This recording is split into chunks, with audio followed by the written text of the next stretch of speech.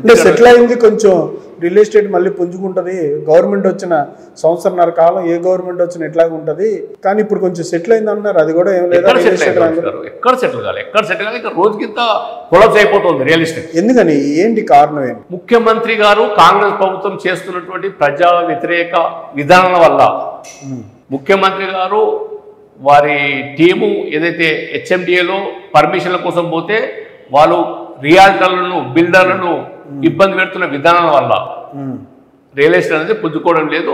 కట్టిన బిల్డింగ్లే అమ్మలేక మిత్తిల పడలేక ఇబ్బందికర పరిస్థితి మనం చూస్తూ ఉన్నాం హైదరాబాద్లో. అంటే ప్రధానంగా హైడ్రా దీంట్లో ఉందా?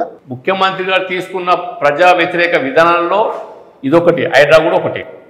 ముఖ్యమంత్రి గారి ఆలోచన విధానం అంతా ఎలా ఉంటుందంటే, తెలంగాణ రాష్ట్రం హైదరాబాదును కొలాప్స్ చేయాలి, పక్క రాష్ట్రాన్ని అభివృద్ధి చేయాలి. పక్క రాష్ట్ర ముఖ్యమంత్రి ఆశీస్సుల కోసం, వారి యొక్క గురు శిష్యుల బంధాన్ని మరింత బలపరచడం కోసం ఇక్కడ ఉన్నటువంటి ఇన్వెస్టర్లు, ఇక్కడ ఉన్న పెట్టుబడులందరినీ పక్క రాష్ట్రానికి పోయే విధంగా వారి విధానాలు ఉన్నాయి. అంటే ఈ ఆరోపణలు ఎప్పటి నుంచో చేస్తూ ఉన్నారు మీరు, ఆయన గురు శిష్యుల అనుబంధం అని చెప్పి ఆయన చెప్పినా దీంట్లో నిజంగా ఇన్వెస్టర్లు ఇంత కుట్ర ఉందంటారా? కుట్ర లేకుండా తెలంగాణ హైదరాబాద్ బ్రాండ్ ఇమేజ్ని ఈరోజు ఏం చేసిండ్రు? ఈరోజు ఉందా? రియాల్టర్లు మొత్తం బెంగళూరు, కొత్తగా ఇప్పుడు లాస్ట్ బెంగళూరు, ఇప్పుడు ఈ సంవత్సరం మొత్తం అంతా చెన్నైకి వెళ్ళారు అంతా. ఇప్పుడు చెన్నైలో ఎస్టాబ్లిష్ చేస్తారు. తెలంగాణకు ఉన్నటువంటి మ్యాక్సిమం బిల్డర్ అసోసియేషన్ చెన్నైకి వెళ్తుంది. హైదరాబాద్ లేదు. ఇక్కడ కాదు, మీరు ఎక్కడ ఏ మార్పుల ప్రాంతం పోయి అడగండి, ఎక్కడ ఉండి అడగండి, రియల్ ఎస్టేట్ దెబ్బతీయడానికి అంటారు. అంతే కదా.